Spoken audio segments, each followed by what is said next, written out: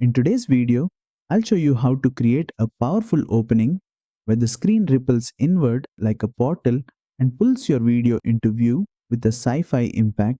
First, open your project in CapCut Mobile and make sure your video clip is placed right at the beginning of the timeline so the entrance feels intentional. Tap on the video clip to select it. From the bottom toolbar, tap on Animation. Next, switch to the In tab, which controls how your video appears at the start. Scroll through the animation list until you find wormhole entrance, then tap on it to apply the effect.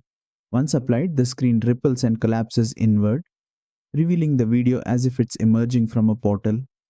In CapCut Mobile, this animation is applied directly to the video clip, not as a separate layer. Use the duration slider to control how intense the pull feels. Shorter duration makes the entrance fast and explosive. Longer duration slows it down, creating a cinematic portal effect. Preview the animation and adjust the timing so the ripple aligns with your beat or sound design, and that's it. You've successfully added a wormhole entrance reveal animation in CapCut Mobile. If this tutorial helped you, don't forget to like, share, and subscribe for more CapCut Mobile animation tutorials.